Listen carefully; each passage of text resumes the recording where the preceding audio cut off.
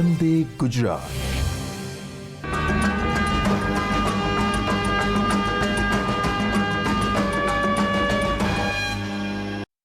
નમસ્કાર। સ્પર્ધાત્મક નીટની પરીક્ષામાં આપ સૌ ઉપસ્થિત રહી ઝળહળથી સફળતા મેળવી અને મેડિકલમાં પ્રવેશ મેળવો એ બાબતે હું શ્રી BA નાયક આપ સૌને શુભેચ્છા પાઠવી આવકારું છું। વિદ્યાર્થી મિત્રો, મેડિકલમાં પ્રવેશ મેળવવો તો પછી મેડિકલ ફિલ્ડ જે તબક્કાઓમાંથી પસાર થાય છે, ડૉક્ટર્સ એ પણ જે તબક્કામાંથી પસાર થાય છે, તો આપણે નીટની પરીક્ષાને સરળતાથી 45 મિનિટમાં 45 પ્રશ્નોને કઈ રીતે નિદાન કરવું, પ્રશ્નોને કઈ રીતે એને ઉપચારાત્મક કરી અને લક્ષણ જાણી અને સાચા જવાબ તરફ પહોંચવું, તો આપણે પણ એવા કેટલાક સિદ્ધાંતોને વરીએ તો 100% ખૂબ જ સારું ઝળહળતું પરિણામ મળે। સ્વાભાવિક છે કે મેં જે આપને વાત કરી તે પ્રમાણે સૌ પહેલાં તો ડાયગ્નોસિસ થવું જોઈએ। ડાયગ્નોસિસ થયા પછી તરત જ તેના રોગના લક્ષણો જો પારખતા હોઈએ તો સિમ્પટમ્સ કહેતા એ રોગના લક્ષણો આપણે પારખવા પડશે। લક્ષણો પારખાઈ જાય એટલે તરત એની ટ્રીટમેન્ટ થવી જોઈએ, એટલે ઉપચારાત્મક, અને જેઓનો ઉપચાર આપણે કરીએ તો એ ઉપચાર કેટલા અંગે સફળ સાબિત થયો છે તે બાબતે રિકવરી થઈ છે કે નહીં, જો દાક્તરી ભાષામાં કહીએ તો સારવાર પછી એને કેટલો પરિણામ સારું મળ્યું છે અને રિકવરી થઈ છે દર્દીને। હવે આપણે અહીં વિદ્યાર્થી મિત્રો છીએ, નીટની પરીક્ષા માટે આપણે જો આવી રિકવરી મેળવવા માટે, રિઝલ્ટ મેળવવા માટે વાત કરતા હોઈએ તો સૌથી આપણે પહેલો તબક્કો છે ડાયગ્નોસિસ। હવે વારે વારે આ તબક્કાની હું ચર્ચા ન કરતા સીધું આપણે નિદાન પર જઈએ કે જે ડાયગ્નોસિસ છે એના માટે થોડીક પૂર્વ ભૂમિકા આપણા આજના એકમ 3 તત્વોનું વર્ગીકરણ અને ગુણધર્મોમાં ખાસ શબ્દ પર હું અંડરલાઇન કરું છું, આવર્તનીયતા। બહુ જ મહત્ત્વનો શબ્દ પણ છે અને ગુણધર્મોમાં શું આવર્તનીયતા છે એ જાણીને આપણે નીટ કનેક્ટેડ એવા ક્વેશ્ચન્સને પૂર્ણ ન્યાય આપવાનો છે અને રિકવરી મેળવવાની છે। નિદાનાત્મક કસોટી બાબતમાં વિદ્યાર્થી મિત્રો આપ સૌ આટલું જાણો છો કે એલ કહેતા ગૌણ ક્વોન્ટમ આંક કે જે કક્ષકો માટે સૂચિત કરે છે, જે અનુક્રમે S, P,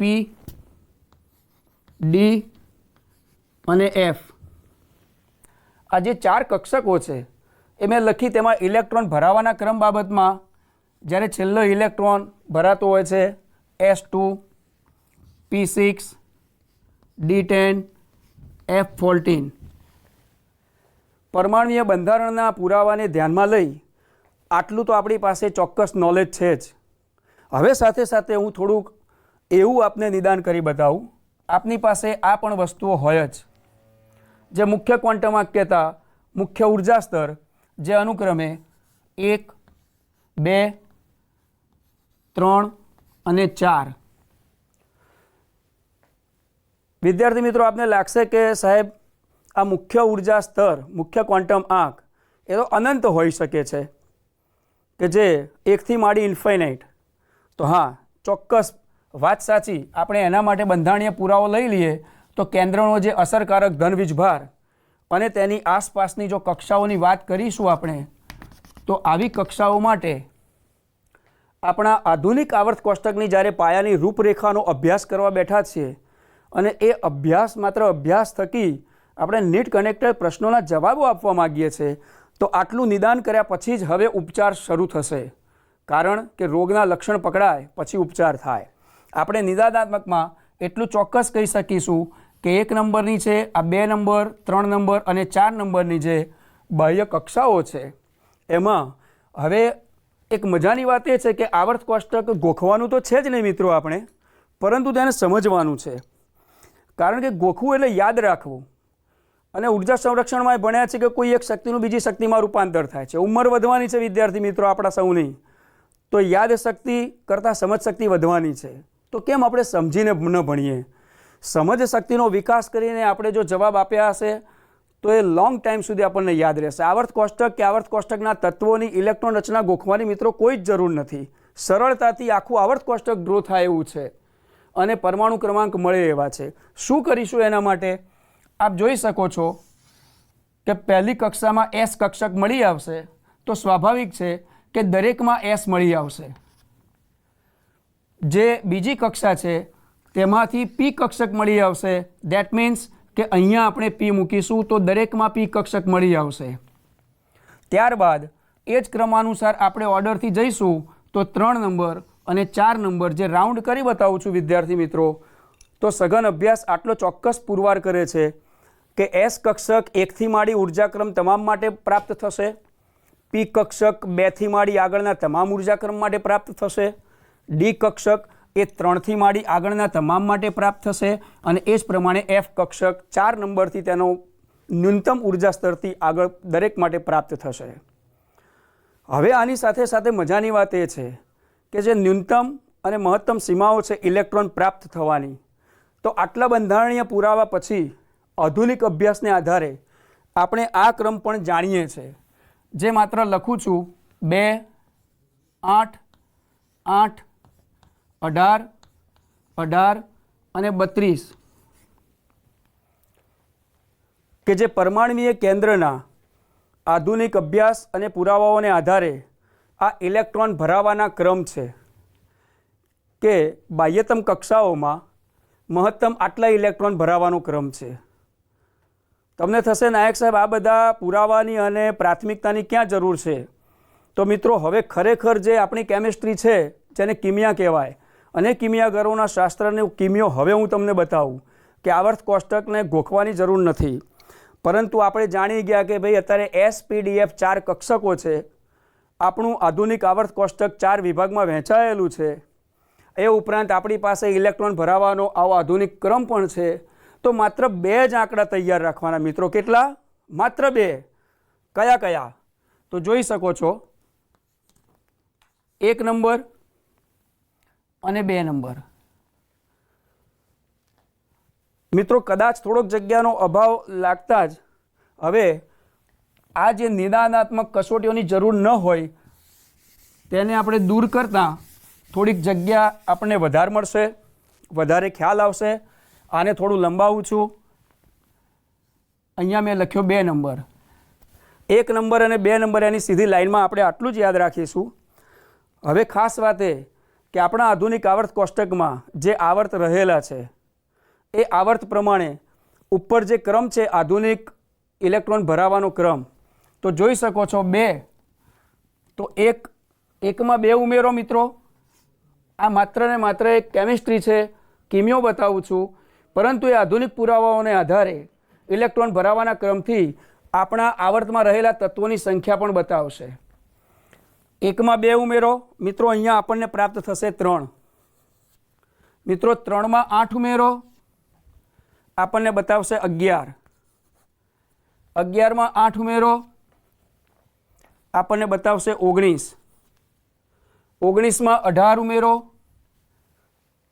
તો એ આપણને બતાવશે 37. 37માં બીજા 18 ઉમેરો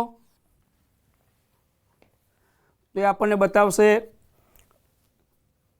7 દુ 14 1 15 નો 5 રો 56, 55, 56 અને 55. 55માં આપણે 32 ઉમેરો તો 55માં 32 ઉમેરતા આપણને આંકડો મળશે 87. મિત્રો જોઈ શકો છો બધા જ આંકડાઓને આધુનિક રીતે આપણે આવરી લીધા. કોઈ આંકડો વધે છે? જવાબ મળશે ના. બસ આ જ કિમિયો છે. આપણને પહેલા સમૂહના પરમાણુ ક્રમાંક મળી ગયા. તો સામે જુઓ 1 પછી વચ્ચે કોઈ પણ એવો પૂર્ણાંક આંકડો ના આવતા 2 આવે છે. ઓકે, 2 મળી ગયા. હવે આપણે આખા આવર્ત કોષ્ટકની અંદરનો એક એવો નિષ્ક્રિય વાયુઓનો સમૂહ નક્કી કરી નાખીશું, પણ આપણે લાઈન પકડી રાખીશું. પછી જ આવર્તનીય તત્વોને લક્ષણોની ચર્ચા કરીશું. તો 1 પછી જે 2 છે તો 2 તો આવી ગયો ઓલરેડી, ચલો એને આપણે કેન્સલ માન્યો. હવે 2માં 8 ઉમેરો તો 2માં 8 ઉમેરતાની સાથે અહીં જવાબ મળશે 10.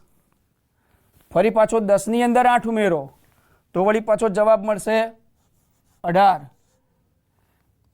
18ની અંદર વળી પાછા આપણે 18 ઉમેરો તો અહીં જવાબ મળશે 36. 36માં બીજા 18 ઉમેરો તો આપણને જવાબ મળશે 54.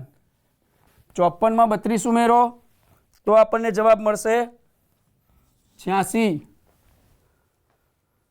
વિદ્યાર્થી મિત્રો, કદાચ મારા સરવાળામાં ભૂલ હોય તો આપ જોઈ શકો છો। That is clear.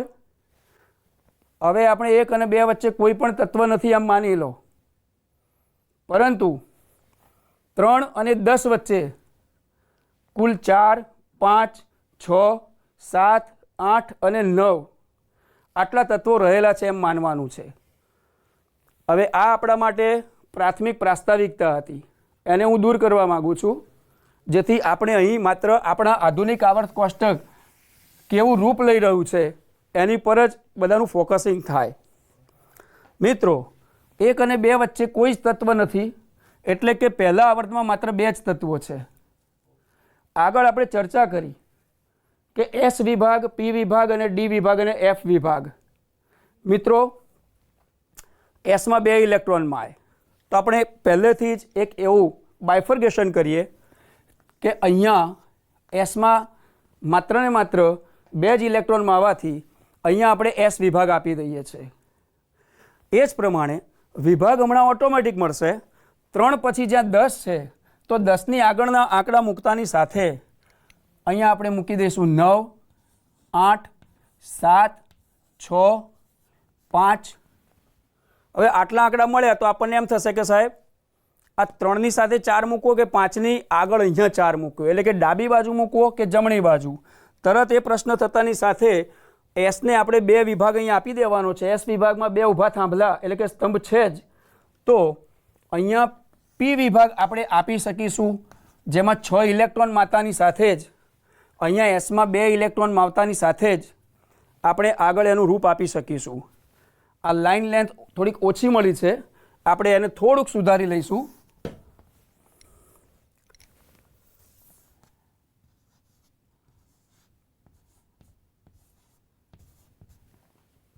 અને 3ની આગળ અહીંયા આવશે 3 અને 4। એ રીતે સૌથી પહેલાં આપણે એસ વિભાગના તત્વોને ફાઇન્ડ આઉટ કરી દઈએ। 11 તો કે અહીંયા 12, 19 તો અહીંયા 20, 37 તો અહીંયા 38, એ જ પ્રમાણે 56, એ જ પ્રમાણે 88। મિત્રો, કેટલું સરળ છે આ! તો કોઈ પણ સરળ વસ્તુને ગોખીને કઠિન બનાવવાની કોઈ જરૂરિયાત નથી। હજુ તો માત્ર એસ વિભાગના તત્વોએ રૂપ લીધું છે। હવે એનાથી આગળ આપણે પી વિભાગના તત્વો પણ કંઈક શું કહેવા માગે છે જુઓ। 18 તો અહીંયા મૂકી જ દઈએ આપણે 17, 16, 15, 14, 13, ઓટોમેટિકલી આપણને 12 મળી જ જાય છે। સ્વાભાવિક છે કે કદાચ પેલી બાજુ થોડીક ઉપરની લાઈન છે, અહીંયા નીચેની લાઈન છે, પણ એને પણ આપણે થોડુંક વર્કઆઉટ કરી લઈએ।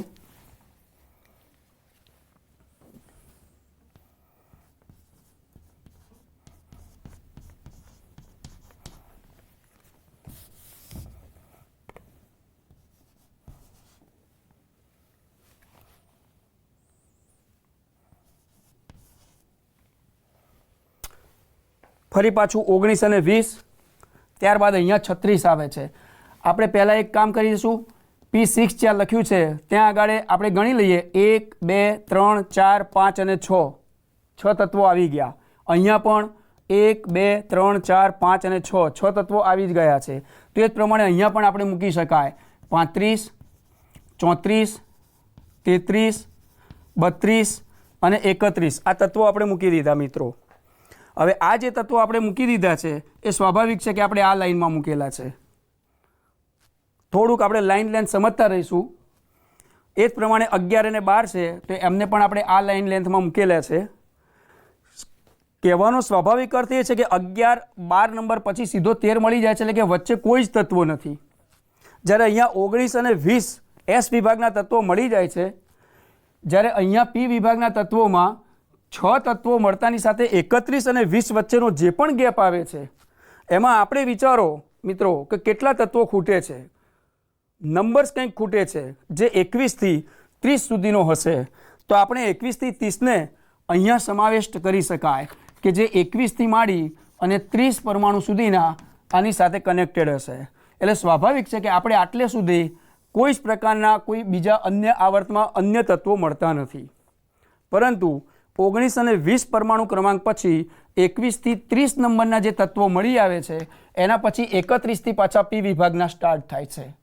આનો મતલબ તો એ થયો, ખૂબ મજાની વાત, કે એસ વિભાગ પછી પી વિભાગ અને પી વિભાગ પછી આની ગણતરી કરતા અહીંયા 10 તત્વો મળી આવ્યા, એટલે આ ડી વિભાગ હોવો ચોક્કસ જરૂરી છે કે જે આવર્ત કોષ્ટકના મધ્ય ભાગમાં છે. એટલે અહીંયા ડી વિભાગ મળેલો છે. હવે આ ડી વિભાગ જે 21 થી 30 છે, તો આપણો વળી પાછો પેલો 2, 8, 8, 18, 18 અને 32 એ ક્રમ સચવાય છે કે નહીં એ પણ ખાસ જોવું રહ્યું. જોઈ શકાય છે મિત્રો કે 10 પછી 18 એટલે 8, 18 પછી 36 એટલે પાછો 18, આ બધો જ ક્રમ જળવાય છે. અને માટે આ બધા જ વચ્ચે ક્રમ જળવાવો જોઈએ. જેમ કે 9 અને 17 વચ્ચેનો ડિફરન્સ 8, 17 અને 35 વચ્ચેનો પણ ડિફરન્સ 18, એ જ પ્રમાણે દરેકે દરેક સમૂહમાં આ ક્રમ જળવાય છે. મિત્રો આવો ક્રમ જળવાતો હોય તો સ્વાભાવિક છે કે આપણે ટેલિટોપ ઉપર જોયું, અત્યારે હાલ ટેલિટોપ પર અત્યારે એક આપણી પ્રિન્ટ આઉટ છે કે સૌથી પહેલાં જ્હોન ડોબ્રેનિયર, ત્યારબાદ ત્રિપુટીના એ સિદ્ધાંત પછી આવર્ત કોષ્ટક પછી A.E.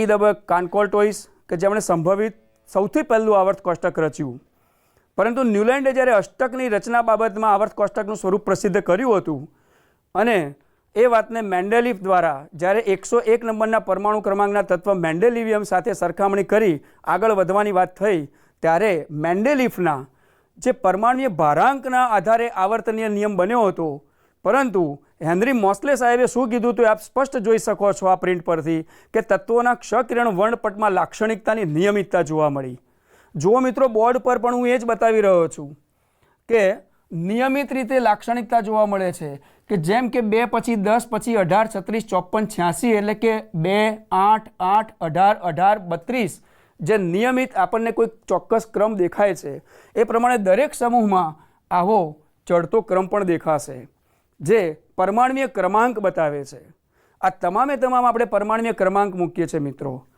પરમાણુય ક્રમાંક એ આધુનિકતા બતાવી તેના પરમાણુમાં રહેલા કેન્દ્રમાં રહેલા પ્રોટોનની સંખ્યાનો નિર્દેશ કરે છે અને એ કેન્દ્રમાં રહેલા પ્રોટોનના નિર્દેશ પ્રમાણે જેમ કેન્દ્રનો અસરકારક ધન વીજભાર વધતો જશે એ પછી આવર્તમાં ડાબીથી જમણી બાજુ હોય કે સમૂહમાં ઉપરથી નીચે તરફ હોય, પણ એ પરમાણુના કેન્દ્રમાંનો અસરકારક ધન વીજભાર વધતો જશે તેમ તેમની આવર્તનીય લાક્ષણિકતાઓમાં જેમ કે પરમાણુય ત્રિજ્યા હોય, ચાહે તે પછી ઇલેક્ટ્રોન બંધુતા હોય, એ પછી આયનીકરણ ઉર્જા હોય કે ઓક્સિડેશન અવસ્થા હોય, તેમનામાં ક્યાંક ક્યાંક નિયમિત વલણ જોવા મળે છે.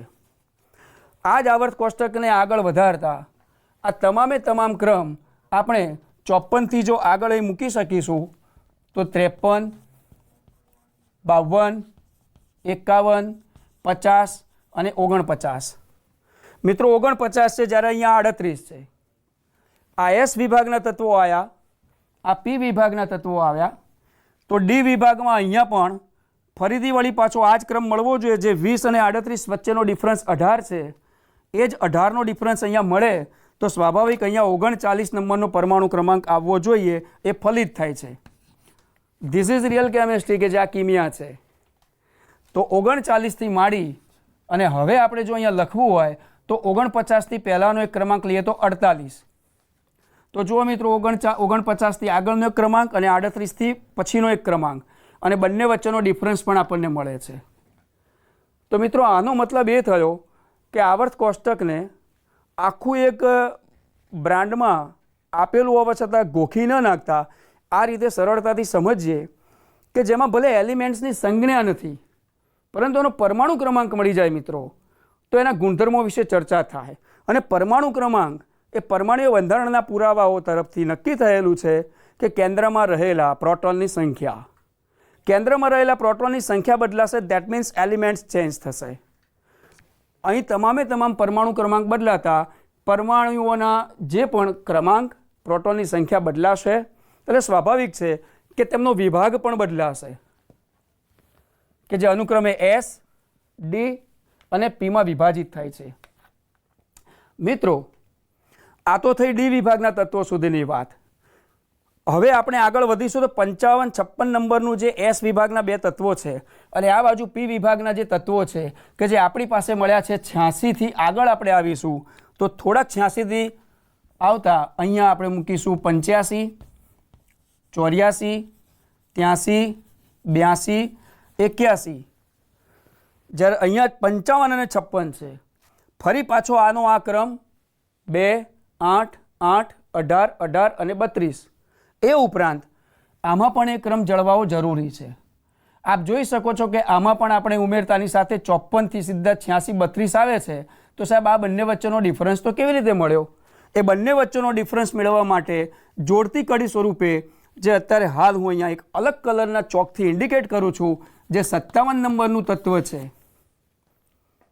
લેન્થેનમ.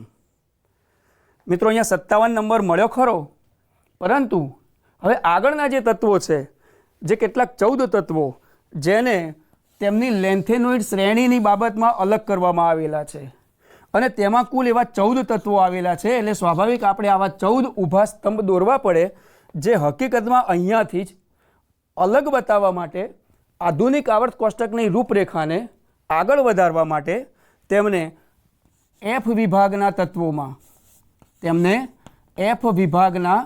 તત્વોમાં સમાવેશ કરવામાં આવેલો છે. મિત્રો એફ એટલે આપણે જે નિદાનાત્મક કસોટીમાં કીધું હતું કે એફમાં 14 ઇલેક્ટ્રોન માય છે, ડીમાં 10 ઇલેક્ટ્રોન માય છે, એસમાં 2 ઇલેક્ટ્રોન માય છે, જ્યારે પીમાં વધુમાં વધુ 6 ઇલેક્ટ્રોન માય છે. તો આધુનિક આવર્ત કોષ્ટકની રૂપરેખા જોતા 55 અને 56 નંબરના પરમાણુ ક્રમાંક પછી જ્યારે 57 લેન્થેનમ મળે છે અને 57 પછી 58થી માંડી અને 14 તત્વો સુધીના, એટલે કે જે પણ તત્વો મળે છે તેમને અલગ કરી અને તેમના એફ વિભાગમાં ગોઠવણી કરવામાં આવી છે. આવું માત્ર લેન્થેનમથી જ થાય છે એવું નથી, પરંતુ આપ જોઈ શકો છો 87 પછી 88 નંબર અને 88 પછીનું એક 89 નંબરનું તત્વ જે એક્ટિનિયમ છે, જેની સંજ્ઞા છે એસી. એ એક્ટિનિયમમાંથી પણ 14 તત્વો છે એ એક્ટેનોઇડ શ્રેણીમાં રૂપાંતર પામે છે અને પરિણામે તેમાં આવા કુલ 14 લેન્થેનમની શ્રેણીના લેન્થેનોઇડ અને પછી એક્ટેનમમાંથી એક્ટિનોઇડ શ્રેણીના બીજા 14 તત્વો જે અનુક્રમે અહીંયાથી વિસ્તાર પામી અને F14 વિભાગમાં વિભાજિત થયેલા છે. આ રહી આધુનિક આવર્ત કોષ્ટકની રૂપરેખા. આવા આધુનિક આવર્ત કોષ્ટકને આપણે પરમાણ્વીય ક્રમાંકના ચડતા ક્રમથી આપણે સ્વીકારીએ છીએ. મિત્રો અગાઉ પણ ચર્ચા કરી કે મેન્ડેલિવના આવર્ત કોષ્ટકમાં મેન્ડેલિવ નામના વૈજ્ઞાનિકે જે તત્વો નહોતા શોધાયા એની આગાહી કરેલ હતી કે પરમાણ્વીય ભાર હવે પછી શોધાશે, એના આ જ હશે અને તેમને આવા જ ખાનામાં મૂકવામાં આવશે અને એટલા જ માટે એકા એલ્યુમિનિયમ જેવા તત્વોના નામ આપવામાં આવેલા છે. પરંતુ જ્યારે હેનરી મોસ્લીએ ખૂબ જ જોરશોરથી પ્રકાશ ફેંક્યો અને ક્ષ કિરણ અભ્યાસ ઉપર આધારિત જ્યારે આપણને સૂચવ્યું, ત્યારે એમણે આવૃત્તિ બાબતમાં કે જે હમણાં પછી આપણે અભ્યાસ કરવાના જ છે કે √ν વિરુદ્ધ ઝેડ એટલે કે પરમાણ્વીય ક્રમાંક અને √ν વિરુદ્ધ એટોમિક માસ કહેતા પરમાણ્વીય ભારાંક, આ બંનેના આલેખોનો જ્યારે આપણે ટેલિટોપથી પછી અભ્યાસ કરીશું ત્યારે સાચા અર્થમાં આપણું આવર્ત કોષ્ટક એ કેવી રીતની રૂપરેખા લે છે અને કેટલું સરળ છે એની માહિતી મળશે. મિત્રો આ આધુનિક આવર્ત કોષ્ટક બાબતમાં પરમાણ્વીય ક્રમાંક મળ્યા, આનો મતલબ એવો થયો કે આપણે પરમાણ્વીય ક્રમાંક જાણીશું તો તમામ પ્રકારના આવર્તનીય લક્ષણો મેળવી શકીશું, એનો અભ્યાસ કરી શકીશું. ફરી એક વખતે આપને જણાવી દઉં કે આવા આધુનિક આવર્ત કોષ્ટકમાં ડાબીથી જમણી બાજુ જતા પરમાણ્વીય ક્રમાંક વધે છે. મિત્રો પરમાણ્વીય ક્રમાંક વધતાની સાથે કહી શકાય કે તેમનો કેન્દ્રનો અસરકારક ધન વીજભાર વધે છે અને આવો કેન્દ્રનો અસરકારક ધન વીજભાર વધતો હોય ત્યારે તેમની બાહ્ય કક્ષામાં ઇલેક્ટ્રોનની સંખ્યા પણ વધતી જાય છે. એટલે પહેલામાં પહેલો પ્રશ્ન એ થશે કે પરમાણ્વીય ત્રિજ્યાનું શું? તો ડાબેથી જમણી બાજુ જતા પરમાણ્વીય ત્રિજ્યામાં શું ફેરફાર થશે? એવી જ રીતે ટોપ ટુ બોટમ એટલે કે કોઈ પણ સમૂહમાં ઉપરથી નીચે ઉતરતા પરમાણ્વીય ત્રિજ્યામાં શું ફેરફાર થશે? હવે આવી પરમાણ્વીય ત્રિજ્યાનો જો અભ્યાસ કરતા હોઈએ ત્યારે પરમાણુ ક્રમાંકના આધારે તેમની બાહ્ય કક્ષામાં રહેલા ઇલેક્ટ્રોનની ઇલેક્ટ્રોનીય રચનાને કારણે વાન ડર વાલ્સ, સહસંયોજક ત્રિજ્યા, તેમજ ધાત્વિક ત્રિજ્યા આ તમામનો ગહન અભ્યાસ કરવો જરૂરી હોય છે. કારણ કે નીટ કનેક્ટેડ ક્વેશ્ચન્સમાં જનરલી આવી જ અટપટી બાબતો હોય છે અને કેટલી સરળતાથી આપણે તેમને વ્યક્ત કરી શકીએ. પણ એના માટે મેં સૌથી પહેલાં કીધું કે સૌ પહેલાં આપણું ડાયગ્નોસિસ થવું જોઈએ ક્વેશ્ચન્સનું, ત્યારબાદ તેને ટ્રીટમેન્ટ મળવી જોઈએ અને ટ્રીટમેન્ટ ત્યારે જ મળે કે જ્યારે ડાયગ્નોસિસ થયા પછી તેના રોગના લક્ષણો, જેને સિમ્પટમ્સ કહેવાય, એ પરફેક્ટ તમે પારખેલા હોય.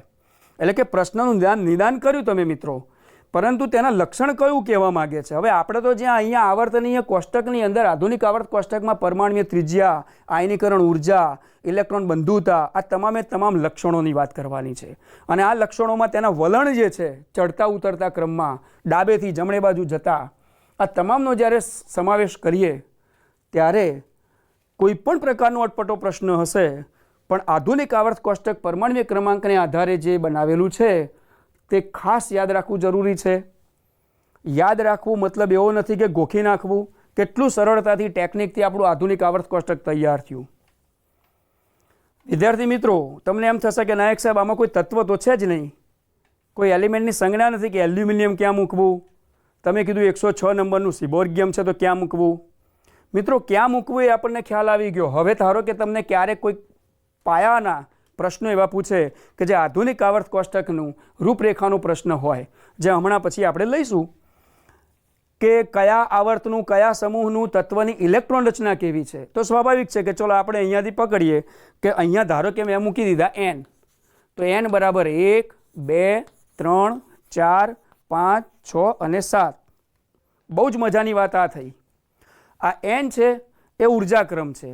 પહેલો આવર્ત, બીજો આવર્ત, ત્રીજો આવર્ત, ચોથો આવર્ત, પાંચમો આવર્ત, છઠ્ઠો આવર્ત ને સાતમો આવર્ત. એ જ પ્રમાણે આપણી પાસે આ 10ની ગણતરી સાથે કુલ ઊભા 18 થાંભલા થશે મિત્રો. એટલે આપણે સમૂહ નંબર 1 થી 18 અને આવર્ત આડા 1 થી 7માં કોઈ પણ પ્રકારનો અટપટો પ્રશ્ન કર્યો હશે તો આપણે સરળતાથી જવાબ આપી શકીશું. પણ આ માટે પ્રશ્ન તો હોવા જોઈએ ને. તો હવે આ પ્રશ્નો આપણે ટેલીટોપ પરથી જોઈશું. વિદ્યાર્થી મિત્રો, આપણે જે બોર્ડ પર આધુનિક આવર્ત કોષ્ટક બનાવતા શીખ્યા કે જેને ગોખવું યોગ્ય નથી, સમજ શક્તિની સાથે આપણે સમજ્યા, પણ એ ઉપચારાત્મક અને નિદાનાત્મક કસોટીઓ સહિત જ્યારે આધુનિક આવર્ત કોષ્ટકની આપણે રચના કરી તો એનો ખરેખર એ વખતે પણ ટેલીટોપ પરથી આપણે જે સ્લાઇડ જોઈ હતી એ પેપર શીટને ફરીથી અભ્યાસ કરી અને નીટ કનેક્ટેડ કેવા ક્વેશ્ચન્સ પૂછાતા હોય છે અને એને કેટલા ઝડપથી આપણે કઈ ટેકનિકથી સોલ્વ કરી શકાય, તો એ જ બ્લેકબોર્ડ વર્ક આપણે ફરીથી એક વખતે ટેલીટોપ પર જોઈએ. તો આપ નિહાળી રહ્યા છો કે આધુનિક આવર્ત કોષ્ટક અંગેની જે સામાન્ય માહિતી છે, જેના જુદા જુદા સંશોધનો એમના સંશોધકોએ કર્યા. અગાઉ બોર્ડ પર પણ સૂચવ્યું તે પ્રમાણે જ જોહન ડોબ્રેનિયર કે જેઓ ત્રિપુટીના સંશોધક છે, કે જેમના જણાવ્યા પ્રમાણે તત્વોના ગુણધર્મોના વલણ તેમના ભૌતિક અને રાસાયણિક ગુણધર્મોને આધારે ત્રિપુટીમાં ગોઠવણી કરેલી છે. ખૂબ મહત્ત્વનો ફાળો છે ડોબ્રેનિયર સાહેબનો. ત્યારબાદ સૌપ્રથમ સંભવિત આવર્ત કોષ્ટક રચનાર જે વૈજ્ઞાનિક હતા તેઓને તો આપણે સૌ ટેક્સ્ટબુકમાં પણ વાંચ્યું છે કે એ દે કાનકોર્ટોઇસ. પણ સૌથી મહત્ત્વની જેમણે વાત કરી કે જે ઓક્ટેવ રૂલ છે, એવા ઓક્ટેવ રૂલમાં ન્યુલેન્ડ નામના વૈજ્ઞાનિકે આવર્ત કોષ્ટકનું સ્વરૂપ પ્રસિદ્ધ કર્યું. મિત્રો, સંભવિત આવર્ત કોષ્ટક રચવું પરંતુ આવર્ત કોષ્ટકના સ્વરૂપને પ્રસિદ્ધ કરવું, બેમાં બહુ જ ડિફરન્સ છે. અને આ ડિફરન્સને સૌથી પહેલાં જ્યારે પરમાણ્વીય ભારાંકને આધારે જ્યારે આવર્ત કોષ્ટકની રચના કરી એવા રશિયન વૈજ્ઞાનિક કે જેમને આપણે ભૂલાય જ નહીં, એવા મેન્ડેલિફ, કે જેમણે સૌ પ્રથમ આવર્તનીય નિયમને પ્રસિદ્ધ કર્યો હતો. મિત્રો, એમનો આવર્ત નિયમ એ પરમાણુ ભારાંકને આધારિત હતો અને ઘણી બધી આગાહીઓ કરી હતી. અત્યારે આપણી પાસે સુધરતું જતું વિજ્ઞાન અને રસાયણ વિજ્ઞાન હોવા છતાં આગાહીઓ કરવામાં ક્યાંક અંશે ખોટા પડતા હોઈએ. તો વિચાર કરો વિદ્યાર્થી મિત્રો કે એ વખતે એવી કોઈ નીટની એક્ઝામ ન હોવા છતાં પણ મેન્ડેલિફ નામના વૈજ્ઞાનિકે એમના આવર્ત કોષ્ટકમાં ખાના ખાલી રાખી અને હવે પછી શોધાતા તત્વો પણ આવા જ પરમાણ્વીય ભારવાળા હશે તેવી આગાહી કરનાર એવા મેન્ડેલિફ હતા. પરંતુ એ આવર્તનીય નિયમ પરમાણુ ભારાંકને આધારિત હતો જેમાં કોઈ ચોક્કસ નિયમિત આવર્તનીય વલણ જોવા નહોતા મળતા અને પરિણામે હેનરી મોસ્લેના ફાળે જાય છે. ખૂબ અગત્યની વાત કે હેનરી મોસ્લેના ફાળે જાય છે. તત્વોના ક્ષકિરણ વર્ણપટની લાક્ષણિકતામાં તેમણે નિયમિતતા જોઈ હતી. આ તત્વોના ક્ષકિરણ વર્ણપટમાં લાક્ષણિકતા જોવા મળી એટલે તેમણે જે આવૃત્તિ હતી એવા આવૃત્તિના અંડરરૂટથી પરમાણ્વીય ક્રમાંક અને પરમાણ્વીય ભારાંક એમ બંને રીતે ગણતરી કરતાં તેમણે એક ચોક્કસ આલેખોની મદદથી, જે અહીં આલેખ હું આપને બતાવી શકું કે સામાન્ય ડ્રો કરી શકીએ આપણે, કે એટોમિક વેઇટ લઈએ અને અંડરરૂટ આવૃત્તિ લઈએ તો એટોમિક વેઇટ પ્રમાણે ક્યાંક આવી અનિયમિતતા જોવા મળતી હતી કે જે સીધી રેખાના આલેખો નહોતા મળતા. આનો મતલબ એવો સિદ્ધ થતો હતો કે પરમાણ્વીય ભારાંકને આધારે તેમની જે અંડરરૂટ આવૃત્તિ હતી તેમાં કોઈ નિયમિતતા નહોતી.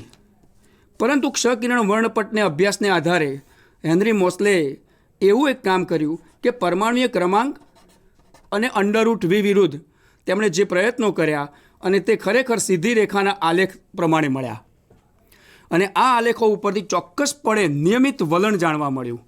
આવું નિયમિત વલણ જાણતાની સાથે જ આપણો જે ભૂતપૂર્વીય અને ભૂતકાળના મેન્ડેલિફ નામના વૈજ્ઞાનિકના આવર્તનીય નિયમ કે જે પરમાણુ ભારાંકને આધારે હતા તેની જગ્યાએ પરમાણ્વીય ક્રમાંકને આધારે નક્કી થયા.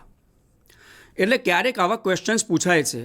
મિત્રો, આપણે આવા વૈજ્ઞાનિકોને આધારિત કેટલીક વખતે પ્રશ્ન પૂછાતા હોય છે અને આ પ્રશ્નો જે હોય છે તે ક્યારેક કેમ લાગે કે વૈજ્ઞાનિકોના નામને આધારે કદાચ નીટમાં ક્વેશ્ચન ન પૂછાય તો? હા, સાચી વાત. પરંતુ તેમના સંશોધનોને આધારે પ્રશ્ન પૂછાતા હોય છે. તો આટલી સઘન માહિતી પછી આપણે કેવા પ્રકારનો પ્રશ્ન પૂછી શકાય, આવો ચર્ચા કરીએ. જો મિત્રો, કોના અભ્યાસને આધારે અને પરિણામને આધારે, અભ્યાસ પણ કયા વૈજ્ઞાનિકના હતા અને કંઈક પરિણામ મળ્યા હતા, જે હમણાં જ આપણે અભ્યાસ કર્યો કે જે મેન્ડેલિફના આવર્તના નિયમમાં સુધારો થયો. તો આપણે હમણાં જાણ્યું કે મેન્ડેલિફનો આવર્તન નિયમ પરમાણુ ભારાંકને આધારે હતો, જ્યારે હેનરી મોસ્લે સાહેબે જે પણ આવર્તનીય નિયમમાં ફેરફાર કર્યો એ પરમાણ્વીય ક્રમાંકને આધારે હતો. એટલે આમાંથી આપણે જો વૈજ્ઞાનિકનું નામ શોધવું હોય તો આ જવાબ સાચો છે. This is a right answer, મોસેલે. હવે આ જ ક્વેશ્ચનથી નીચે થોડોક આપણે પ્રશ્ન જતાં કેટલીક વખતે પ્રશ્ન અટપટો લાગે, એના કરતાં તેના ઓપ્શન વધુ અટપટા લાગતા હોય છે. પરંતુ એને સંશોધન કરવું એ જ સાચી નીટની તૈયારી. એટલે મિત્રો, આવા ક્વેશ્ચન્સને આપણે ફરી એક વખતે ટેલિટોપથી નિહાળીશું. આધુનિક આવર્ત નિયમ માટે નીચેનામાંથી સાચું શું? મિત્રો, ખાસ યાદ રાખજો, અહીં અંડરલાઇન કરું છું કે આધુનિક આવર્ત નિયમ. આનો મતલબ એ થાય છે કે પરમાણ્વીય ક્રમાંકને જ ધ્યાનમાં લેવાનું છે. હવે આવી રીતના 4 વિધાનો હોય અને વિધાન વાંચવામાં જો આપણો સમય જતો હોય તો આપણે એ ધ્યાન રાખવાનું કે ભલે 4 માર્ક્સનો ક્વેશ્ચન હોય, પરંતુ 45 પ્રશ્નો માટે 45 મિનિટ આપણે કન્સિડર કરવાની છે. એક મિનિટમાં આપણે જવાબ આપવાનો છે. આવડત ગમે તેટલી હશે વિદ્યાર્થી મિત્રો, પરંતુ ઝડપ કોની છે તે મેદાન મારી જાય છે. આ વિધાન વાંચતાની સાથે અંડરરૂટ વી વિરુદ્ધ પરમાણુ ક્રમાંકનો આલેખ સીધી રેખામાં મળેલ. બીજું વિધાન છે અંડરરૂટ વી પરમાણુ ભારાંકનો આલેખ સીધી રેખામાં મળેલ, કે જે આ મેન્ડેલિવના આવર્તનીય નિયમ પર આધારિત હતો. આપણે શું અત્યારે ચર્ચા કરીએ છીએ મિત્રો? આધુનિક આવર્ત નિયમ. હવે આગળ વધવાની લગભગ જરૂરિયાત જ નથી લાગતી, કારણ કે તમે અહીંયા પહેલા જ ઓપ્શનમાં લગભગ વાંચી ગયા છો કે પરમાણુ ક્રમાંક અને અંડરરૂટ વી. પણ આટલું જોતાની સાથે ઘણી વખતે જવાબ નક્કી નહીં કરી દેવાનો, કારણ કે આગળનું વિધાન વાંચવાનું, જેમાં કેટલીક વખતે અટપટી ભાષા વપરાતી હોય છે.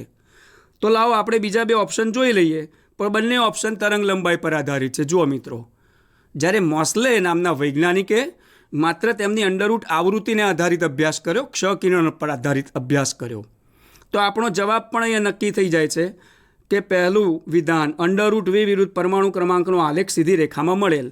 અને હમણાં મેં મારો પ્રયત્ન પણ દર્શાવેલ કે આલેખ આપ જોઈ રહ્યા છો કે આ આલેખ સાચો હતો. તો આવી રીતે કેટલીક વખત સામાન્ય માહિતી અને પ્રાથમિક રૂપરેખા ઉપર પણ આવા કેટલાક પ્રશ્નો પૂછાતા હોય છે.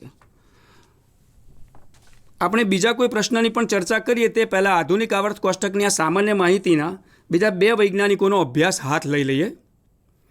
ગ્લેન ટી સિબોર્ગ કે જેમના નામ પરથી સિબોર્ગિયમ એક તત્વનું નામ મળ્યું છે, તેમનો પરમાણુ ક્રમાંક 106 છે. પાઉલિંગ બહુ ઓછું જાણીતું હતું કે ખરેખર ફ્લોરિનની વિદ્યુત ઋણતા 4 લેવી, પરંતુ એ સૂચવનાર વૈજ્ઞાનિક પાઉલિંગ હતા. એટલે ક્યારેક આવા પણ ક્વેશ્ચન કોઈક વખતે ભાગ ભજવી જાય છે. વિદ્યાર્થી મિત્રો, આધુનિક આવર્ત કોષ્ટકની જે સામાન્ય માહિતી અને રૂપરેખા અંતર્ગત આવા કેટલાક ક્વેશ્ચન્સ પૂછાતા હોય છે. તો ક્યારેક એવા પણ પૂછાતા હોય છે કે જે મેં હમણાં અગાઉ બોર્ડ પર ભણાવ્યું અને આવર્ત કોષ્ટકને 4 વિભાગમાં વહેંચ્યું: S, P, D અને F. આ ચારેય વિભાગની એ વખતે મેં ચર્ચા પણ આપને કરી કે S વિભાગના તત્વો એ પ્રબળ ધાતુ ધર્મ ધરાવે છે, એમનો ગુણધર્મ પ્રબળ ધાત્વિક છે. P વિભાગમાં અર્ધધાતુ અને અધાતુ રહેલા છે. પણ હા, ચોક્કસ પાછું એમાં ઉપરથી નીચે ઉતરતા સમૂહમાં આવર્તનીય ગુણધર્મો તો ખરા જ. એ જ રીતે ડી વિભાગના તત્વો સંક્રાંતિ અને એફ વિભાગના અતિસંક્રાંતિ તત્વો રહેલા છે. આવી કેટલીક સામાન્ય માહિતી ઉપરથી પણ આપણને લાગે છે ક્યાંક લોલીપોપ પ્રશ્ન આપી દીધા છે, પણ ના, એવું નથી. ઘણી વખતે ઊંચો સ્કોર કરનાર આપણે વિદ્યાર્થી મિત્રો ક્યારેક સામાન્ય માહિતીના જવાબો આપવા માટે થાપ ખાઈ જતા હોઈએ છીએ. આવો પણ એકાદ પ્રશ્ન આપણે બનાવેલો છે. ટેલીટોપ પર આપ નિહાળી રહ્યા છો. આધુનિક આવર્ત કોષ્ટકમાં પ્રબળ ધાતુ ગુણ ધરાવતા, જો મિત્રો ધાતુ ગુણ છે પણ કેવો છે? પ્રબળ. તો પ્રબળ ધાતુ ગુણ ધરાવતા તત્વોનો વિભાગ કયો? હવે આધુનિક આવર્ત કોષ્ટકને આપણે પરમાણુય બંધારણના પુરાવા પ્રમાણે, કક્ષકોના પ્રમાણે 4 વિભાગમાં વહેંચ્યા છે: S, P, D અને F. સઘન અભ્યાસને આધારે આપણે એટલું ચોક્કસ કહી શકીએ કે જો જવાબ આપણે જો સિલેક્ટ કરવો હોય તો આ S વિભાગના તત્વો એ પ્રબળ ધાતુ ગુણ ધરાવતા તત્વો સાબિત થશે. આ અને આવી રીતે આવર્ત કોષ્ટક પર આધારિત ગોખણ પટ્ટીથી નહીં, પરંતુ માત્ર ને માત્ર સમજ શક્તિથી મિત્રો બીજા પણ કેટલાક પ્રશ્નોના, અઘરા પ્રશ્નો લાગતા પ્રશ્નોના આપણે સરળતાથી જવાબ આપી શકીએ. આપ જોઈ શકો છો આવર્ત કોષ્ટક, તેમાં રહેલા જુદા જુદા આવર્ત અને સમૂહના કેટલાક તત્વોમાં ગોઠવાયેલી જે તત્વોની ઇલેક્ટ્રોન રચના બહુ જ મહત્ત્વનો ભાગ ભજવે છે. ફરી એક વખતે આપણે આવા કેટલાક ક્વેશ્ચન્સનો નિરાકરણ કરીશું. પ્રશ્ન દેખાય છે કે n બરાબર 5. મિત્રો, n એટલે મુખ્ય ક્વોન્ટમ આંક, જે મુખ્ય ઉર્જા સ્તર છે, જેને આવર્તનો ક્રમ તરીકે માનીશું. n બરાબર 5 ઉર્જા સ્તર માટે આવર્તમાં રહેલા મહત્તમ તત્વોની સંખ્યા કઈ હશે? મિત્રો, આ ખાસ ધ્યાન દોરવાનું છે કે n બરાબર 5 ઉર્જા સ્તર માટે આવર્તમાં રહેલા તત્વો તો ઘણા બધા હશે, પણ ક્યારેક ન્યૂનતમ પણ માગે છે અને મહત્તમ પણ માગે છે. અહીંયા મહત્તમ તત્વોની સંખ્યા કઈ હશે? તો n બરાબર 5 એટલે 5મો આવર્ત થયો. 5મો આવર્ત એટલે સ્વાભાવિક છે કે આપણે આવા આવર્તમાં એનો ઉર્જા સ્તર જ્યારે 5 હોય ત્યારે ઇલેક્ટ્રોનની કુલ સંખ્યા જો શોધવી હોય તો દરેક ઓપ્શનને આપણે ચોકસાઈપૂર્વક જોઈ ચકાસીને જ જવાબ આપવો પડતો હોય છે. આવા આવર્તમાં જે આપણે રૂઢિગત રીતે કહેતા હતા અતિ લઘુ વિભાગ, પ્રથમ, દ્વિતીય, પ્રથમ ગુરુ, દ્વિતીય ગુરુ, અધૂરો આવર્ત, આવા આવર્ત પ્રમાણે એમના તત્વોની સંખ્યા એ ચોક્કસ પ્રમાણે અહીં જવાબમાં કામ લાગશે. તમે જોઈ શકો છો 2 ને 6 10, 2 ને 6 8 ને 10 18 અહીંયા પણ થશે. 2, 6, 10, 14 કે જે અહીંયા આ જવાબ યોગ્ય જ નથી. અહીંયા પણ વળી પાછો 2, 10 અને 6 18 થશે. 2 ને 10 12 ને 3 15. ક્યારેક વિદ્યાર્થી મિત્રો કેટલીક વખતે ઉતાવળમાં n બરાબર 5 અને 15 એમ લખીને આવતા હોય છે, પણ જવાબ ખોટો સાબિત થતો હોય છે. હવે આપણે જે n બરાબર 5 ઉર્જા સ્તરની વાત કરીએ છીએ તેમાં 18 એવા તત્વોની સંખ્યા મળે તો આપણા માટે અહીંયા પણ 18 બતાવે છે અને સી વિકલ્પમાં પણ 18 બતાવે છે. પણ મિત્રો, એમાં રહેલા મહત્તમ તત્વોની સંખ્યાની જે ગોઠવણી છે એમાં આપ જોઈ શકો છો કે પહેલાં 2 કે જે S વિભાગમાં આવી ગયા, પછી તરત ડી વિભાગ સ્ટાર્ટ થાય છે અને એની સાથે જ આવર્ત કોષ્ટકમાં 6 P6 વાળો પરિણામે ઘણો સાચો જવાબ અને ખરેખર સાચો જવાબ આ જ બનશે. ફરી એક વખતે આપણે બહુ જ ટૂંકમાં કહી દઈએ, અહીંયા પણ 18 સરવાળો થતો હોવા છતાં અહીંયા પણ 18 સરવાળો થાય છે, પરંતુ યોગ્ય જવાબ આ લેખાશે. અને ત્યારે નીટ બાબતની આપણી તૈયારી એ ચોકસાઈપૂર્વકની છે, ફલિત થશે. આગળ એક પ્રશ્ન આ પ્રમાણેનો જોઈશું. કોઈ એક આવર્તની પૂર્ણ ભરાયેલ કક્ષકો 6s, 4f, 5d, 6p, ફરીથી એક વખતે ઉલ્લેખ કરીશું કે પૂર્ણ ભરાયેલી કક્ષકો આપી દીધેલી છે અને એમના માટે અનુક્રમે ઉર્જા સ્તર કયો આવશે અને આવર્તમાં રહેલા તત્વોની સંખ્યાની સાચી જોડ, એટલે કે તેમનો ઉર્જા સ્તર n પણ નક્કી કરવાનો છે અને તેમાં રહેલા તત્વોની સંખ્યા કેટલી હશે. આપણે ધ્યાનથી તમામે તમામ વિકલ્પો જોઈશું. દરેક વિકલ્પમાં આપ જોઈ શકો છો કે ઉર્જા સ્તર જે અનુક્રમે છે એ બધામાં સરખો છે. એટલે આપણે એમ વિચારીએ કે હા ચલો 50% માર્ક્સ તો આપણને મળી ગયા, પરંતુ અહીંયા તો OMR શીટની અંદર બબલ કરવાનું છે, એક ટપકું પૂરવાનું છે, એમાં ક્યાંય અડધો માર્ક કે અડધા માર્ક ના મળે. 4 માર્કનો પ્રશ્ન હોય, ચલો આપણો આ પ્રથમ જોડની અંદરથી પહેલો આ જવાબ સાચો પડ્યો છે એટલે દરેકને આટલું તો સાચું છે. પણ મિત્રો ઘણી અગત્યની બાબત ગૂંચવાવનારી એ છે કે તેમાં રહેલા આવર્તના તત્વોની સંખ્યાની ગણતરી કરવાની છે. તો આપણે જોઈ શકીએ છીએ કે 2, 6, 10, 14 દરેકમાં 4 એ 4 સંખ્યા આપેલી છે. તો જવાબ શું નક્કી કરી શકાય? હવે n બરાબર 6 હોય અને આવા ઉર્જા સ્તર માટે આપણે જો આવર્તમાંના તત્વોની સંખ્યા મૂકવી હોય તો સાચી જોડ તો ખરેખર એવી છે કે 2 પછી આવશે f કક્ષક માટેના એટલે કે 14, પછી આવશે ડી કક્ષક ભરાયેલી છે જે બાહ્યતમમાં, અને સૌથી બાહ્યતમમાં જે એસ કક્ષક ભરાયેલી હશે 6. આનો મતલબ એ થયો કે પ્રશ્નને તમે બરાબર જોવો પડશે. કે જુઓ મિત્રો, અહીંયા પ્રશ્નમાં અંડરલાઇન કરું છું તે જુઓ કે સૌથી પહેલી 6s, 4f, 5d અને 6p. તો સ્વાભાવિક છે કે વિદ્યાર્થીઓ કદાચ આવું પણ પસંદ કરી શકે કે સાહેબ સરવાળો તો અહીંયા પણ 32નો થાય છે, તો પછી આ કેમ નહીં અને આ? તો પ્રશ્નમાં જુઓ ઇન્ડિકેટ કરેલું છે મિત્રો, છે ને 6s તો એના માટે જુઓ મિત્રો 2, 4f તો f માટે 14, 5d તો d માટે 10 અને 6p તો એના માટે 6. મિત્રો આ જ ખરેખર મજા હોય છે કે પ્રશ્ન અને તેના ઓપ્શનની સાથે એકબીજાની સાથે કનેક્ટેડ આપણે રહેવું. આગળનો એક પ્રશ્ન વિચારીએ જે માત્ર નોલેજ બેઝ છે. આધુનિક આવર્ત કોષ્ટકમાં, મિત્રો આપણે આધુનિક આવર્ત કોષ્ટકની જ ચર્ચા કરી હતી, એટલે પ્રશ્ન પણ એવો છે કે આધુનિક આવર્ત કોષ્ટકમાં પ્રતિનિધિ તત્વો કયા વિભાગમાં આવેલ છે? હવે પ્રતિનિધિ તત્વો એટલે સ્વાભાવિક છે કે બોર્ડ પર આપણે જે મેં તમને ભણાવ્યું એ પ્રમાણે S વિભાગ અને P વિભાગ. તો જવાબ આપણે નક્કી કરીશું S વિભાગ, P વિભાગ, S અને P વિભાગ કે D અને F વિભાગ. તો સ્વાભાવિક છે કે ઘણા વિદ્યાર્થીઓ એમ કે સાહેબ આમાં તો 3 જવાબ બને કે જો S પણ છે, P પણ છે અને S અને P છે. આવા ભળતા જવાબો, પણ આ ભળતો જવાબ નથી. હકીકતમાં પરફેક્ટ સાચો જવાબ જે હોય એને જ કન્સિડર કરવામાં આવે છે. એટલે S અને P વિભાગ એ બંને આધુનિક આવર્ત કોષ્ટકમાં પ્રતિનિધિત્વ કરતા તત્વો છે. થોડોક કોમ્પ્લિકેટેડ તો ન કહી શકાય, પરંતુ વિચાર માગી લે અને થોડીક વિચારવાની તમારી પાસે સમયની મર્યાદા માગી લે એવો એક પ્રશ્ન બનાવીને મૂક્યો છે, પ્રયત્ન કર્યો છે, જોઈ શકો છો. સમૂહ 16. મિત્રો સમૂહ 16માં આવેલ ચોથા આવર્તના, ખરેખર આ બંને શબ્દો બહુ જ અગત્યના છો મિત્રો. સમૂહ 16માં આવેલ ચોથા આવર્તના તત્વની બાહ્યતમ કક્ષાની ઇલેક્ટ્રોન રચના પૂછી છે. સમૂહ 16 ખરો એટલે આપણે લીધો ઓક્સિજન, સલ્ફર અને ચોથો આવર્ત છે પાછો, એટલે ચોથો આવર્ત છે એટલે સ્વાભાવિક છે કે 4s અને 4p આવશે જ. હવે આપણે વિકલ્પ માટે ખુશ થઈ જાય કે જેમાં 4s 4p આવે એટલે આપણે સાચા હોઈશું, પણ જુઓ મિત્રો અહીંયા 4s 4p 4s 4p બધામાં છે. ઓપ્શન પસંદ કરવો આપણા માટે સરળ રહેશે, પરંતુ પ્રશ્નને સમજીને જો ઓપ્શન પસંદ કરવો એમાં થોડુંક વિચાર માગી લે એવી તક ઊભી થશે. એટલે બહુ ઉતાવળ ન કરતાં શાંતિથી આપણે જોવું પડે કે સમૂહ 16 એટલે સ્વાભાવિક છે કે 6 ઇલેક્ટ્રોનની સંખ્યા મળવી જોઈએ.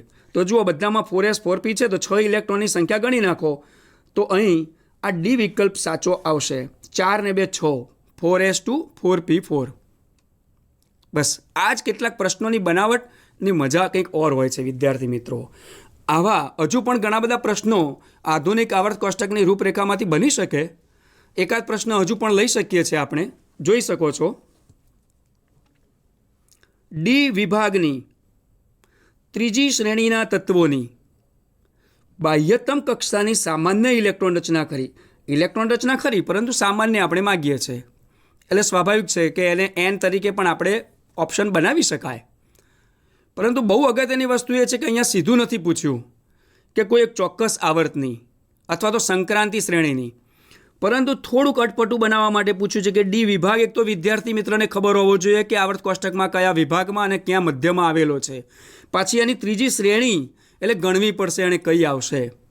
તો ડી વિભાગની અને ત્રીજી શ્રેણી એટલે સ્વાભાવિક છે કે તેના માટે તેમનો ઉર્જા સ્તર 6 આવવાનો, એટલે એની બાહ્યતમ કક્ષાની ઇલેક્ટ્રોન રચના 6s ભરાય, અંદરની જે ભરાશે એ 5d ભરાશે। તો હવે આપણે એ વિચારવાનું કે કેન્દ્રથી દૂર જતાં સૌથી પહેલી 5d આવે ને પછી 6s આવે। તો આધુનિક આવર્ત કોષ્ટકની જે બોર્ડ પર મેં રજૂઆત કરી મિત્રો, એને અનુસંધાને ધ્યાને રાખતા હવે જો ઓપ્શન પસંદ કરવાનો થાય તો ડી વિભાગની ત્રીજી શ્રેણીની જો બાહ્યતમ કક્ષાની ઇલેક્ટ્રોન રચના જોઈએ તો હકીકતમાં 5d અને 6s એવો જો ક્રમાંક આવતો હોય તો આપણે પસંદ કરવો જોઈએ। આમાંથી એક જ એવો વિકલ્પ આપણી પાસે છે કે જે 5d 1 to 10 6s 2 કે જે સાચો જવાબ બનશે। એટલે મિત્રો આધુનિક આવર્ત કોષ્ટકની સામાન્ય રૂપરેખા અને પાયાની માહિતી એમાંથી કંઈ પ્રશ્ન ન બની શકે એવું નથી। આપણે તો માત્ર નીટને કનેક્ટેડ રહી 4 માર્કનો પ્રશ્ન છે એટલે બહુ જ સમય માગી લેશે, ઘણી બધી ગણતરી કરવી પડશે, એપ્લિકેશન બેઝ હશે। આનાથી ગભરાવાની જરૂર નથી। ઘણી વખતે 1 મિનિટમાં કે એનાથી ઓછી સમયની અંદર પણ ટેકનિક હોય અને જે અહીંયાથી તજજ્ઞ દ્વારા તમને બતાવવામાં આવશે એવી ટેકનિક દ્વારા આપણે આ નીટની પરીક્ષાને બહુ સરળતાથી જવાબો આપી શકીએ એમ છે। વિદ્યાર્થી મિત્રો, આ તો વાત થઈ આધુનિક આવર્ત કોષ્ટકની પાયાની રૂપરેખાની, પરંતુ એ પછી પણ આપણે જે આધુનિક આવર્ત કોષ્ટકની રૂપરેખા પ્રમાણે આવર્તનીય વલણો કે જે માત્ર આજના લેક્ચરમાં ચર્ચા જ કરી છે કે આધુનિક આવર્ત કોષ્ટકમાં આવર્તી વલણ આપણે હકીકતમાં આવી સ્પર્ધાત્મક પરીક્ષા માટે અગત્યના કયા મુદ્દા તૈયાર કરી શકાય। તો આપ જોઈ શકો છો કે આધુનિક આવર્ત કોષ્ટકમાં આવર્તી વલણ એમાં સમૂહના તત્વો અને આવર્તના તત્વો। ફરી એક વખતે મિત્રો આપને ખાસ સમજાવવા માગું છું કે સમૂહના તત્વોમાં અહીંયા ટી લખ્યું છે અને બી લખ્યું છે ટોપ ટુ બોટમ, એટલે કે ઉપરથી નીચે ઉતરતા, અને આવર્તના તત્વોની અંદર લેફ્ટ ટુ રાઈટ એટલે કે ડાબીથી જમણી બાજુ જતા। આપણે બહુ જ અગત્યની બાબતો એ પછી આપણી કોઈ જીએસસીબી એક્ઝામ હોય કે આવી કોઈ પણ પ્રકારની સ્પર્ધાત્મક પરીક્ષા હોય, પરંતુ આ 4 મુદ્દાઓને ખાસ ધ્યાને રાખજો મિત્રો। પરમાણ્વીય ત્રિજ્યા જેના પ્રકારો છે એ વધુ આપણે આવતા લેક્ચરમાં ભાગ 2માં પણ ચર્ચા કરવાના છે અને એના પણ સઘન એમસીક્યુ લેવાના છે। ત્યારબાદ આયનીકરણ ઉર્જા, ઇલેક્ટ્રોન બંધુતા અને વિદ્યુત ઋણતા। અત્યારે આનાથી એક સામાન્ય ઓપ મળી આવે છે। આનો અભ્યાસ એક ફોર્મલ સ્ટ્રક્ચર બનાવ્યું છે જેને ફ્રેમ સ્ટ્રક્ચર કહી શકાય કે સમૂહના તત્વોમાં જો પરમાણ્વીય ત્રિજ્યા તો ઉપરથી નીચે ઉતરતા વધતી હોય છે, લખ્યું જ છે અહીંયા વધે। સમૂહના તત્વોમાં ઉપરથી નીચે ઉતરતા પરમાણ્વીય ત્રિજ્યામાં વધારો થાય છે। કેમ થાય? પરમાણ્વીય ત્રિજ્યાના કયા કયા પ્રકારો છે? આપણે આવર્ત કોષ્ટકમાં નિષ્ક્રિય વાયુઓ લઈશું, કોઈ દ્વિપરમાણવીય અણુઓ લઈશું, કોઈ ધાત્વિક પરમાણુઓ લઈશું। આ બધી આપણે વિસ્તારથી ચર્ચા કરી અને એમસીક્યુ બનાવવાના છીએ। મિત્રો બીજો એક મુદ્દો છે આપણા પાસે આવર્તનીય વલણનો, આયનીકરણ ઉર્જા। આયનીકરણ ઉર્જામાં પણ સમૂહના તત્વોમાં નીચે ઉતરતા ઘટે।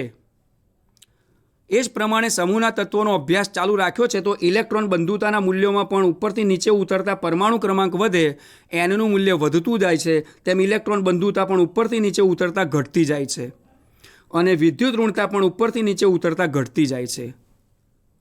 હવે આ તો વાત થઈ સમૂહના તત્વોની। વિદ્યાર્થી મિત્રો, આપણે આવર્તના તત્વોમાં જોઈએ તો વારંવાર ક્રમશઃ એવું નહીં માની લેવાનું કે ઉપરથી નીચે ઉતરતા જે વધતું હોય તે ડાબીથી જમણી બાજુ જતાં ઘટતું જ હોય। દરેક વખતે દરેક આવા કોઈ પણ બળ કે આવા કોઈ પણ પરિણામી મૂલ્યોમાં નિયમિત વલણ જોવા ન પણ મળે. જેમ કે આવર્તનીય તત્વોમાં પરમાણ્વીય ત્રિજ્યા ઘટે છે, આયનીકરણ ઉર્જા લેફ્ટ ટુ રાઇટ જતાં આવર્તના તત્વોમાં વધે, એ જ પ્રમાણે ઇલેક્ટ્રોન બંધુતા પણ વધે, વિદ્યુત ઋણતા પણ વધે. હવે આ વધારો કે ઘટાડો એ આ સમૂહ અને આવર્તના તત્વોમાં ઓક્સિડેશન અવસ્થાની સાથે સાથે સંકળાયેલા હોય છે. વિદ્યાર્થી મિત્રો, આ પરમાણ્વીય ત્રિજ્યાના જે પ્રકારો છે એ પ્રકારોનો સઘન અભ્યાસ એ કંઈક અંશે આવો હોય છે કે પરમાણ્વીય ત્રિજ્યાને વાન ડર વાલ્સ ત્રિજ્યા, ધાત્વિક ત્રિજ્યા અને સહસંયોજક ત્રિજ્યા. અને અગાઉ પણ હમણાં જે ચર્ચા કરી આધુનિક આવર્ત કોષ્ટકની રૂપરેખામાં બ્લેકબોર્ડ પર, તે પ્રમાણે આવતા ભાગમાં આવતા લેક્ચરમાં ફરી એક વખતે આ જ ફ્રેમ સ્ટ્રક્ચર દ્વારા આપણે પરમાણ્વીય ત્રિજ્યાનો સઘન ઊંડો અભ્યાસ કરી ઉપચારાત્મક નિદાનાત્મક કસોટી દ્વારા આપણે એક ચોક્કસ રિકવરી તરફ જવું છે, આપણે રિઝલ્ટ લાવવું છે. આજના આ ભાગ અને અંકમાં આપણે આધુનિક આવર્ત કોષ્ટકની પાયાની રૂપરેખા ઉપરાંત કેટલાક આવર્તનીય વલણ શું છે તે અંગે ચર્ચા કરી. અને હવે ભાગ 2માં આપણે પરમાણ્વીય ત્રિજ્યા તેમજ ઇલેક્ટ્રોન બંધુતા, ઓક્સિડેશન અવસ્થા, આયનીકરણ ઉર્જા, વિદ્યુત ઋણતા અંગે વધુ ચર્ચા કરીશું. નમસ્કાર.